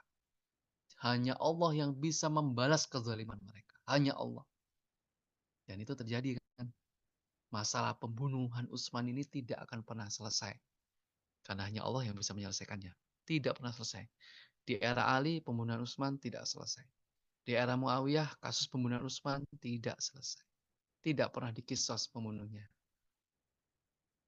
Dan ya demikian cerita dari kisah awal dari era fitnah itu muncul, dan pembunuhan Utsman ini menjadi sebuah akar ya, menjadi sebuah uh, pintu awal untuk munculnya beberapa peristiwa-peristiwa yang sangat menghebohkan. Tetapi sekali lagi apabila kita memahami konteksnya secara utuh dengan sumber yang jelas, insya Allah kita bisa memahami mengapa mereka menggunakan alasan-alasan ini. Dan konfliknya pun nanti munculnya karena alasan ini. Muawiyah dengan Ali ya karena kasus pembunuhan Utsman, bukan karena pengkhianatan, kudeta, kekhalifahan, kekuasaan, enggak. Muawiyah ingin menuntut balas, Maksudnya karena beliau yang paling kuat berada di keluarga Utsman bin Affan yang paling layak untuk menuntut segera eksekusi, tapi ternyata Ali punya pendekatan yang lain, yang juga berujung sama, ingin mencapai solusi, tapi ternyata tidak pernah sepakat. Perang Jamal pun juga seperti tadi, Bunda Aisyah dengan Ali, hanya gara-gara ini, bagaimana cara pengusutan pembunuhan Utsman. Tapi ternyata di dalam itu semua ada banyak orang-orang, musuh-musuh Islam mencoba untuk menggoreng, memfitnah sana sini sehingga semuanya menjadi kacau. Wallahu taala alam bisawab. Ini merupakan awalan, mudah-mudahan ya alhamdulillah selesai ya, eee, bisa menjadi sebuah, ini ya, gambaran yang secara singkat bagaimana duduk perkara permasalahan pembunuhan Utsman ini. Semoga Allah memberikan pemahaman yang baik buat kita dan bisa mencerna atas, permasalahan-permasalahan yang mungkin nanti kita akan temui ke depannya. Allah taala alam bisawab. Mohon maaf jika terlalu panjang karena memang harus rinci ya, agar tidak ada sesuatu yang terlewat. Saya kembalikan kepada Dokter Agung, monggo Dok. Matur nuwun sangat, jazakallah khair, Dokter Faisal Mahdi atas paparan yang sangat rinci dan menguras emosi. Subhanallah. Memang eh, apa ini fitnah pada zaman itu dapat saya pribadi dapat merasakannya bagaimana ketika Sayyidina Utsman memegang teguh apa yang disampaikan oleh Rasulullah dan eh, menyayangi umat Islam lebih dari dirinya sendiri begitu. Subhanallah. Monggo hadirin apabila ada yang ingin ditanyakan atau didiskusikan, mungkin izin mengkonfirmasi Ustaz Dr. Faisal. Dalam masa hidupnya Rasulullah kan pernah ada seorang yang ketika sholat kemudian Rasulullah sudah apa ini membuat statement gitu ya, menyampaikan bahwa dari orang tersebutlah yang akan nantinya apa ya saya agak lupa redaksinya intinya bersifat konotasi yang eh, negatif begitu ya. Jadi membaca Al-Quran hanya sampai dengan tenggorokannya saja begitu dan eh, yang menjadi sumber dari perpecahan umat Islam. Dan eh, apakah memang betul dari orang-orang tersebut gitu? Apa ini fitnah-fitnah ini terjadi dan yang kedua yang ingin kami tanyakan kalau tadi kan disampaikan Dr. Faisal bahwa golongan ini namanya Sabaiyun gitu, Sabaiyun. Namun tidak ada tokoh-tokoh yang secara spesifik disampaikan oleh Dr. Faisal. Apakah memang mereka itu tidak ada yang menonjol begitu ya? Artinya hanya gerombolan begitu saja sehingga tidak ada suatu pemimpin atau apakah dari yang dikatakan Qurra tadi itu ada yang termasuk dalam orang-orang istimewa atau sahabat pada zaman Rasulullah gitu. Saya izin mengkonfirmasi saja sih. Saya kurang tahu soalnya. Betul nuwun, Ustaz. Betul. Oh iya, yang terakhir tadi gimana Dok? Mungkin cara Al-Qurra mudahnya tadi? apakah ada sahabat ada dari golongan sahabat yang berada pada golongan-golongan pemberontak tadi. Oh, oke. Iya, betul nuwun. Yang pertama tadi tentang, eee, hadis Rasulullah ya kalau tidak salah ya, bahwa nanti, eee, koreksi kalau saya salah tadi.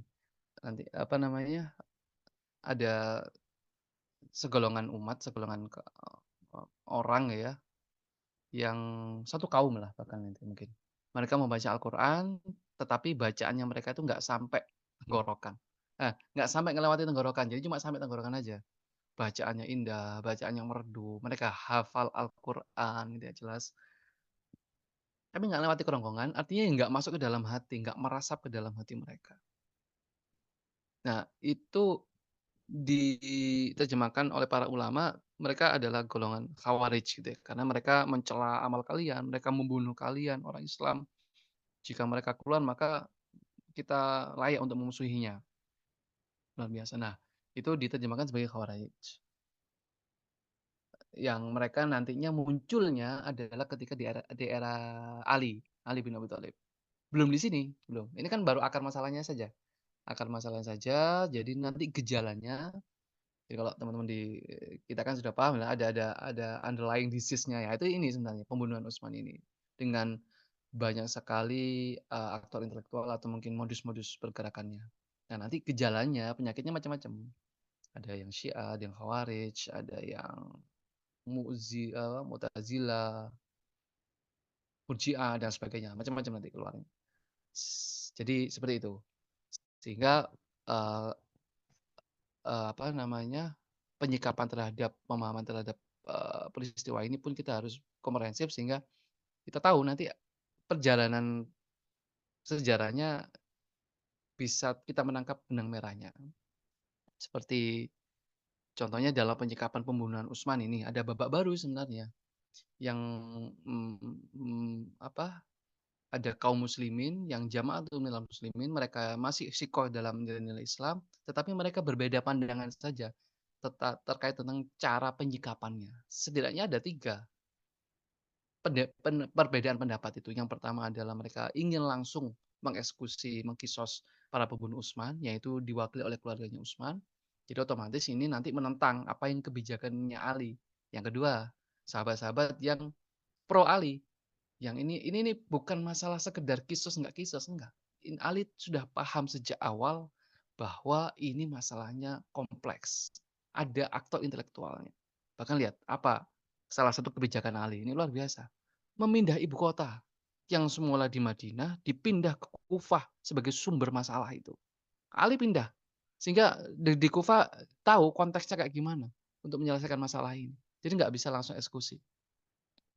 2, ada ketiga yang menarik, ini pembahasannya panjang juga ini, bahwa ada sahabat-sahabat yang itu tidak ingin ikut campur dalam urusan permasalahan ini. Mereka menghargai pendapat yang ada, tapi mereka bukan berarti diam ya, enggak, tapi mereka menyusun atau seperti contohnya di sini ada Abdullah bin Umar, itu justru mereka beranggapan, ya aku tak apa ya istilahnya ya, ini pembahasan lain lah, nggak pro, nggak kontra, tapi mereka berusaha untuk, eee, mengkokohkan pemahaman umat di pendidikan. Jadi nanti cerita panjangnya sampai melahirkan Umar bin Abdul Aziz, contohnya kayak gitu. Jadi di sahabat ada tiga blok, 3 pendapat besar. Satunya pro Ali, yang kedua kontra Ali, yang ketiga netral. Tapi bukan berarti mereka saling berkonflik dan layak dicela semua, ya enggak. Ini hanya beda pendapat saja, beda pendapat saja. Yang di luar itu ada, ya di luar, pemahaman Islam yang kokoh itu ada mereka yang pertama yang Me apa namanya, memusuhi semuanya ya, termasuk Ali juga dimusuhi. Jadi anti Ali juga, yaitu Khawarij. Bahkan nanti yang memusuhi semua sahabat. Yang kedua adalah yang mengkultuskan Ali, muncullah Syiah. Yang ketiga, mereka adalah yang bisa dibilang buih, yang ya bisa ikut sana, ikut sini gitu, yang tidak memiliki pemahaman yang mantap. Sehingga mereka bisa berpotensi muncul pemahaman baru, seperti itu. Jadi, pemahaman Al-Quran tadi yang tidak sampai melebihi kerongkongan itu dinisbatkan kepada Khawarij, yang mereka dengan mudah mencela, dengan mudah membunuh, kayak gitu. Nah, terus yang kedua tadi apakah ada sahabat yang ikut kalau dari ceritanya tadi kok kelihatannya nggak ada ya? Tidak disebutkan nama sahabat yang, eee, masuk ke dalam kawanan perusuh itu, karena memang sahabatnya masih siko-siko lah ya sebenarnya, masih respek kepada Utsman. Jadi siapa, nggak ada. Dan Abdullah bin Sabah adalah satu-satunya yang termunculkan di permukaan. Beliau yang tokohnya yang benar-benar muncul ya. Dan para ulama menyebutkan ini sebuah gerakan, bukan hanya satu orang saja menjadi aktor, enggak, ini tim desain. Mereka mencoba untuk merubah pendekatan dalam perlawanan Islam. Muncullah yang namanya aliran zindik ya, saya tidak munculkan di sini. Zindik itu mereka yang masuk Islam, pura-pura masuk Islam, tapi malah memusuhi atau me merusak Islam dari dalam. Ada. Ya dari ini, dari Kufah Basra juga ininya munculnya. Seperti itu, Dok. Mohon maaf kalau agak terbulat. Baik, matur nuwun Ustaz. Mungkin hadirin ada yang ingin ditanyakan. Sepertinya masih ini ya, masih sangat perlu diperdalam lagi karena memang ini suatu hal yang sangat detail dan salah memahami bisa bisa jadi salah kita nanti pemahaman gitu. Ya. Jadi, Hmm, seperti yang disampaikan Dr. Faisal, semoga kita diberikan pemahaman yang benar ya, dari peristiwa-peristiwa yang memang secara takdir sudah diberikan sinyalemen oleh Rasulullah Muhammad SAW bahkan sebelum Rasulullah wafat. Karena waktu juga, alhamdulillah kita sudah menginjak pukul 7.47 ya. Hadirin, matur nuwun atas kehadirannya. Untuk Dr. Faisal, mohon berkenan untuk memimpin doa untuk menutup kajian pada pagi hari ini. Matur nuwun. baik, izin untuk memandu doa ya. Bismillahirrahmanirrahim. Kita awali dengan istighfar bersama-sama.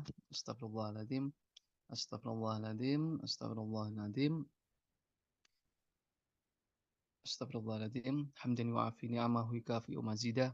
Ya Rabbana lakal hamdu kama yanbaghi li jalali wajhika wa 'azimi sultanik. Allahumma shalli ala sayyidina Muhammad wa ala ali wa sayyidina Muhammad walhamdulillahi rabbil alamin. Allahumma ighfir lil muslimina wal muslimat wal mu'minina wal mu'minat al ahya'i minhum wal amwat. Allahumma inna nas'aluka salamatan fid din wa afiatan fil jasad wa ziyadatan fil ilmi wa barakatan fil rizqi wa taubatan qabla al maut wa rahmatan 'inda al maut wa maghfiratan ba'da al maut. Allahumma hawwin 'alaina fi sakaratil maut wa najatan minan nar wal 'afwa indal hisab. Subhanaka la ilma lana illa ma 'allamtana innaka antal alimul hakim. Rabbana anfa'na bima 'allamtana wa 'allimna alladhina yanfa'una rabbi zidna ilman ya 'alim. Allahumma inna nas'aluka ilman nafi'an wa rizqan thayyiban wa amalan mutakabbalan. Allahumma arinal haqqa haqqan warzuqna ittiba'ah wa arinal batila batilan warzuqna ijtinabah. Allahumma atina nufusana taqwaha wa zakkiha anta khairu man zakkaha anta waliyuha wa maulaha. Allahumma aizal islam wal muslimin wa afina wal muslimin wa salimna wal muslimin.